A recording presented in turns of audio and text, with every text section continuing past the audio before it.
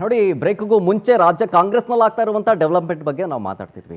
ರಾಜ್ಯ ಕಾಂಗ್ರೆಸ್ ಒಂದು ಕಡೆ ಆಯಿತು ಅಂತಂದರೆ ಬಿಜೆಪಿಯಲ್ಲಿ ಎಲ್ಲವೂ ಸರಿ ಇಲ್ಲ ಅಂತಲ್ಲ, ಒಳಗೊಳಗೆ ರೆಬಲ್ಸ್ ಕೊತ ಅಂತ ಕುದೀತಾ ಇದ್ದಾರೆ. ಅದರಲ್ಲೂ ಬಿಜೆಪಿ ರಾಜ್ಯಾಧ್ಯಕ್ಷರನ್ನ ಹಿಂಗಾದ್ರೂ ಮಾಡಿ ಕೆಳಗಿಳಿಸಬೇಕು ಅನ್ನುವಂಥ ಒಂದು ತಯಾರಿಯನ್ನು ರೆಬಲ್ಸ್ ಮಾಡ್ಕೊಂಡಂತೆ ಕಾಣಿಸ್ತಾ ಇದೆ. ಅದಕ್ಕೆಲ್ಲಕ್ಕೂ ಕಾರಣ GM ಸಿದ್ದೇಶ್ವರ್ ಅವರ ಬರ್ತ್ಡೇ ಆಯಿತು. ಈ ಬರ್ತ್ಡೇ ಕಾರ್ಯಕ್ರಮದಲ್ಲಿ ಒಗ್ಗಟ್ಟು ಪ್ರದರ್ಶನ ಆಯಿತು ರೆಬಲ್ಸ್ ನಾಯಕರದ್ದು. ಮೇಲ್ನೋಟಕ್ಕೆ ಎಲ್ರಿಗೂ ಕೂಡ ದಾವಣಗೆರೆಯ ಆ ಒಂದು ಕಾರ್ಯಕ್ರಮದಲ್ಲಿ ಕಾಣಿಸಿದ್ದು GM ಸಿದ್ದೇಶ್ವರ್ ಅವರ ಬರ್ತ್ಡೇ ಕಾರ್ಯಕ್ರಮ ಅಂತ ಅಷ್ಟೇ, ಪೋಸ್ಟರ್ ಅಷ್ಟೇ. ಅದರಲ್ಲಿ ಇದ್ದವರೆಲ್ಲ ಆಲ್ಮೋಸ್ಟ್ ರೆಬಲ್ಸ್ ನಾಯಕರು. ಕೇಕ್ ವಾಕ್ ಅಲ್ವೇ ಅಲ್ಲ, ಬಿಜೆಪಿ ಬಣದ ರಾಜಕೀಯದ ಗುದ್ದಾಟ ಆಯಿತು. ದಾವಣಗೆರೆಯಲ್ಲಿ ಬಿಜೆಪಿ ಭಿನ್ನ ನಾಯಕರ ಬರ್ತ್ಡೇ ಪಾಲಿಟಿಕ್ಸ್ ಇದು. ನೆಪ ಮಾತ್ರಕ್ಕಷ್ಟೇ ಬರ್ತ್ಡೇ ಎಂದು ಮಾಜಿ ಸಂಸದ GM ಸಿದ್ದೇಶ್ವರ್ ಅವರ ಬರ್ತ್ಡೇ ನೆಪದಲ್ಲಿ ಸಮಾವೇಶ ಮಾಡಲಾಗುತ್ತೆ. ಯತ್ನಾಳ್ ಅವರನ್ನ ಹೊರಗಿಟ್ಟೆ ಬಿಜೆಪಿಯ ಉಚ್ಚಾಟಿತ ಶಾಸಕ ಯತ್ನಾಳ್ ಅವರನ್ನ ಹೊರಗಿಟ್ಟೆ ಶಕ್ತಿ ಪ್ರದರ್ಶನ ಮಾಡುತ್ತೆ ಬಿಜೆಪಿ ರೆಬಲ್ಸ್ ಟೀಮು. ಯಾರ್ಯಾರಿದ್ರು? ಅರವಿಂದ್ ಲಿಂಬಾವಳಿ ಅವರಿದ್ರು, ಕುಮಾರ್ ಬಂಗಾರಪ್ಪನವರಿದ್ರು, ಪ್ರತಾಪ್ ಸಿಂಹ ಅವರಿದ್ರು, ಆಮೇಲೆ BP ಹರೀಶ್ ಅವರಿದ್ರು. ಅವರೆಲ್ಲರೂ ಸೇರಿದಂತೆ ಹಲವಾರು ಮುಖಂಡರು ಈ ಸಭೆಯಲ್ಲಿ ಭಾಗಿಯಾಗಿರ್ತಾರೆ. ಈ ಒಂದು ಸಮಾವೇಶ ಬರ್ತ್ಡೇ ಪಾರ್ಟಿ ಅಂತ ಕರಿಬೋದಾ? ಈ ಒಂದು ಸಮಾವೇಶದಲ್ಲಿ ಎಲ್ಲರೂ ಭಾಗಿಯಾಗಿರ್ತಾರೆ. ಉದ್ದೇಶ ಏನು? ರೆಬಲ್ಸ್ ನಾಯಕರು ಪದೇ ಪದೇ ಭೇಟಿ ಮಾಡಿದಂಥ ಸಂದರ್ಭದಲ್ಲಿ ಅವರ ಉದ್ದೇಶ ಏನಿರುತ್ತೆ ಅಂತಂದರೆ ರೆಬಲ್ಸ್ ನಾಯಕರ ಒಗ್ಗಟ್ಟು ಪ್ರದರ್ಶನ. ಅಂದರೆ ಬಿಜೆಪಿಯಲ್ಲಿ ಎಲ್ಲವೂ ಸರಿ ಇಲ್ಲ ಅನ್ನೋದು ನಿಕ್ಕಿ ರಾಜ್ಯಾಧ್ಯಕ್ಷರ ವಿರುದ್ಧವಾಗಿ ಸ್ಟೇಟ್ಮೆಂಟ್ಗಳನ್ನು ಕೊಡ್ತಾ ಇದ್ದಾರೆ. ಅದಕ್ಕೆ ಕಾರಣ ಆಗಿದ್ದು ಈ ದಾವಣಗೆರೆಯಲ್ಲಿ ಸೆಲೆಬ್ರೇಟ್ ಮಾಡುವಂಥ ನೆಪದಲ್ಲಿ, ಈ GM ಸಿದ್ದೇಶ್ವರ್ ಅವರ ಬರ್ತ್ಡೇಯನ್ನು ಸೆಲೆಬ್ರೇಟ್ ಮಾಡುವಂಥ ನೆಪದಲ್ಲಿ ಆದಂತಹ ಮೀಟಿಂಗು. ಈ ಸಿದ್ದೇಶ್ವರ್ ಅವರ ಬರ್ತ್ಡೇ ಸಮಾರಂಭದಲ್ಲಿ ಯಡಿಯೂರಪ್ಪನವರನ್ನೇ ಟಾರ್ಗೆಟ್ ಮಾಡಲಾಗುತ್ತೆ. ಸ್ಟೇಜ್ ಮೇಲೆ ಬಂದು ಮೈಕ್ ಇಟ್ಕೊಂಡು ಮಾತನಾಡುವಂಥ ಸಂದರ್ಭದಲ್ಲಿ ಯಡಿಯೂರಪ್ಪನವರನ್ನೇ ಟಾರ್ಗೆಟ್ ಮಾಡೋದು. ಮುಖಂಡರುಗಳು ಒಬ್ಬರಾದ ಮೇಲೆ ಒಬ್ಬರು ಬಂದು ಮಾತನಾಡಿದ್ದು ಇದೇ ರೀತಿಯಾಗಿತ್ತು. ಒಬ್ರು ಹೇಳ್ತಾರೆ, ನಾನು KJP ಕಟ್ಟಿಲ್ಲ, ಬ್ರಿಗೇಡ್ ಕಟ್ಟಿಲ್ಲ, ಕಾಂಗ್ರೆಸ್ ಯಾಕೆ ಹೋಗ್ಲಿ ಅಂತ. 2006ರಲ್ಲಿ HD ಕುಮಾರಸ್ವಾಮಿ ಅವರು CM ಆಗಿರ್ತಾರೆ, BSY ಅವರು DCM. ಇದ್ರ ಬಗ್ಗೆ ಒಪ್ಪಿಸಿದ್ದು ನಾನೇ, ಹೀಗಂತ ಹೇಳಿದ್ರು ಸಿದ್ದೇಶ್ವರ್ ಅವರು. ಆಮೇಲೆ BSY ಬಳಿ ಸಹಾಯ ಪಡ್ಕೊಂಡಿಲ್ಲ, ಸಹಾಯ ಮಾಡಿದ್ದೀನಿ ಹೀಗಂತ GM ಸಿದ್ದೇಶ್ವರ್ ಅವರು ಗುಡುಕ್ತಾರೆ. ಜೊತೆಗೆ ಪ್ರತಾಪ್ ಸಿಂಹ ಅವರು ಹೇಳ್ತಾರೆ, ಲೋಕಸಮರದಲ್ಲಿ ಒಳ ಒಪ್ಪಂದಕ್ಕೆ ಸಿದ್ದೇಶ್ವರ್ ಅವರ ಸೋಲಾಯಿತು ಅಂತ. BSY ಕಾಂಗ್ರೆಸ್ JDS ಬಾಗಿಲು ಬಡ್ದಿದ್ರೂ ಕೂಡ ಅದನ್ನ ತಡೆದಿದ್ದು GM ಸಿದ್ದೇಶ್ವರ್ ಅವರೇ.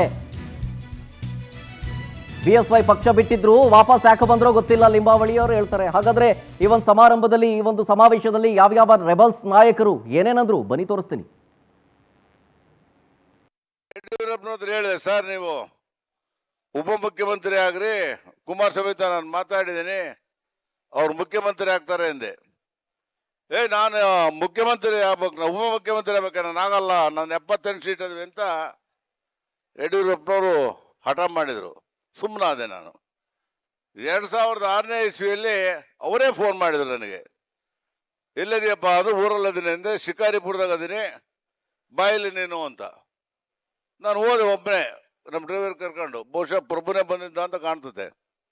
ಅಲ್ಲಿ IB ಒಳಗೆ ಯಡಿಯೂರಪ್ಪನವರು ಮತ್ತೆ CM ಉದಾಸಿ ಅವರಿಬ್ಬರು ವಾಕ್ ಮಾಡ್ತಾ ಇದ್ರು. ಏನ್ ಸರ್ ಅಂದೆ, ಇಲ್ಲಪ್ಪ ನೀನು ಹೇಳಿದ್ದಲ್ಲ ಮುಖ್ಯಮಂತ್ರಿ ಉಪಮುಖ್ಯಮಂತ್ರಿ ಆಗ್ಬೇಕು ಅಂತ, ಈಗ ಕೇಳ್ತೀಯ ಅಂದ್ರು. ಸರಿ, ಯಡಿಯೂರಪ್ಪನವ್ರು ನಮ್ಮ ಪಕ್ಷ ಬಿಟ್ಟು ಹೊರಟಂತವ್ರು ಹೋಗಿದ್ರು, ಮತ್ತೆ ಯಾಕೆ ಬಂದ್ರು ಗೊತ್ತಿಲ್ಲಪ್ಪ. ಯಾಕೆ ಬಂದ್ರಂತ ಸಿದ್ದೇಶ್ ಅವರೇ ಹೇಳ್ಬೇಕು.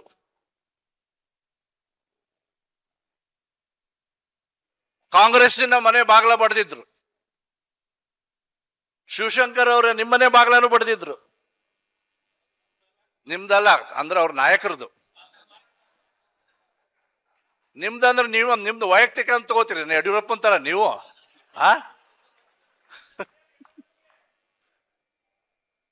ನಿಮ್ಮ ನಾಯಕರ ಮನೆ ಬಾಗಲ ಬಡ್ದಿದ್ರು. ಅದನ್ನು ಯಾರಾದ್ರೂ ತಡೆದಿದ್ದಾರೆ ಅಂತ ಹೇಳಿದ್ರೆ, ಮತ್ತು ತಡೆಯೋದಷ್ಟೇ ಅಲ್ಲ, ನಿಮ್ಮನ್ನು ಈ ರಾಜ್ಯದ ಮುಖ್ಯಮಂತ್ರಿ ಮಾಡೋ ಜವಾಬ್ದಾರಿ ನಾನು ತಗೊಳ್ತೇನೆ, ಅದು ಎಷ್ಟೇ ಖರ್ಚು ಬರಲಿ ನಾನು ಮಾಡ್ತೀನಿ ಅಂತ ಪಣ ತೊಟ್ಟಿರ್ತಕ್ಕಂಥವ್ರು ಸಿದ್ದೇಶ್ ಅವರು. ಮಾವನವರು ಇದ್ದಾರೆ, ಅವ್ರ ಆಶೀರ್ವಾದ ಇದೆ. ನಿಮ್ ಮಾವನವರು ಅನ್ಯ ಪಾರ್ಟಿಗಳ ಜೊತೆ ಹೋಗ್ಬಿಟ್ಟು ಅಡ್ಜಸ್ಟ್ಮೆಂಟ್ ಅನ್ನ ಮಾಡಿಬಿಟ್ಟು ನಿಮ್ಮನ್ನ ಸಂಸದೆ ಮಾಡಿಬಿಟ್ರು. ನೀವು ಆ ಕೃತಜ್ಞತೆಗೋಸ್ಕರ ಸಭೆ ಸಮಾರಂಭ ನಡೀತಾ ಇತ್ತಂದ್ರೆ ಹಿಂದ್ಗಡೆ ಹೋಗ್ಬಿಟ್ಟು ಪರದೆ ಹಿಂದ್ಗಡೆ ಹೋಗಿ ನಮಸ್ಕಾರ ಮಾಡಿ ಥ್ಯಾಂಕ್ ಯು ಸೋ ಮಚ್, ನೀವೆಲ್ಲ ಹೆಲ್ಪ್ ಮಾಡಿದ್ರಿ, ಇಲ್ಲಾಂದ್ರೆ ನಮ್ಮ ಅಪ್ಪನ ಹಣೆ ನಾನು, ನಮ್ಮ ಮಾವನ ಹಣೆ ನಾನು MP ಆಗ್ತಾ ಇರ್ಲಿಲ್ಲ ಅಂತ ಹೇಳಿ ಬರ್ತೀರಿ. ಒಂದು ಹುಲಿನೇ ಹೊಡೆದ್ಬಿಟ್ಟು ನೀವು ಅದನ್ನೇ ಸೋಲಿಸ್ಬಿಟ್ಟು ನನ್ನನ್ನ ಮಾಡಿಬಿಟ್ರಿ, ನನ್ನ ಮನೆಯೊಳಗೆ ಇಳ ಇದ್ದಳನ್ನ ಮಾಡಿಕೊಟ್ರಿ ಅಂತ ಹೇಳಿ ಧನ್ಯವಾದವನ್ನು ಹೇಳಿ ಬರ್ತೀರಿ. ಪ್ರಭಾ ಅವರೇ, ನಾನು ನಿಮಗೆ ಇಷ್ಟೇ ಹೇಳಕ್ ಹೋಗುವಂಥದ್ದು, ಮೊನ್ನೆ ಅಮಿತ್ ಶಾ ಅವ್ರು ಬಂದು ಏನೋ ಹೇಳಿದ್ರು, ನನ್ನನ್ನು ಹೊಗಳಿದ್ರು, ನಿಮ್ಮನ್ನು ಹೊಗಳಿಲಿಲ್ಲ, ಬಹಳ ಚಾಲಾಕಿ ಅಂತ ಹೇಳಿದ್ರು. ಚಾಲಾಕಿ ಯಾವ ಪಕ್ಷದವ್ರ ಜೊತೆನೂ ಬೇಕಾದ್ರೂ ಅಡ್ಜಸ್ಟ್ಮೆಂಟ್ ಮಾಡ್ಬಿಟ್ಟು ಚುನಾವಣೆಯಲ್ಲಿ ಗೆದ್ದು ಬಿಡ್ತೀರಿ. ಅಂತವ್ರನ್ನ ಗೆಲ್ಲಿಸಿದ್ರಲ್ಲ, ಅಮಿತ್ ಶಾ ಅವ್ರು ಹೇಳಿದ್ರು, ನಿಮಗೆ ಶ್ಲಾಘನೆ ಮಾಡ್ಲಿಲ್ಲ. ಮಾವನವ್ರು ಇದಾರೆ, ಅವ್ರ ಆಶೀರ್ವಾದ ಇದೆ.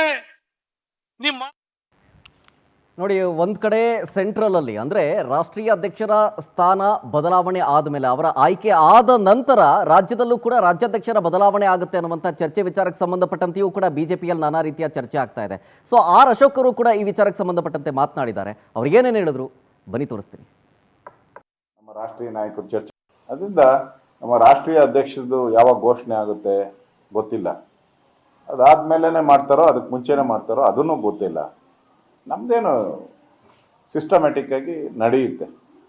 ಆ ಸಂದರ್ಭದಲ್ಲಿ ಯಾರ್ಯಾರ ಜೊತೆ ನಮ್ಮ ರಾಷ್ಟ್ರೀಯ ನಾಯಕರು ಚರ್ಚೆ ಮಾಡಬೇಕೋ ಮಾಡ್ತಾರೆ. ಅವರು ಏನು ಘೋಷಣೆ ಮಾಡ್ತಾರೋ ಅದಕ್ಕೆಲ್ಲ ನಾವೆಲ್ಲ ಬದ್ಧರಾಗಿರ್ತೀವಿ. ಅವ್ರು ಯಾರನ್ನ ಆಯ್ಕೆ ಮಾಡ್ತಾರೋ ಅದಕ್ಕೆ ನಾವು ಬದ್ಧರಾಗಿರ್ತೀವಿ. ಅದರಿಂದ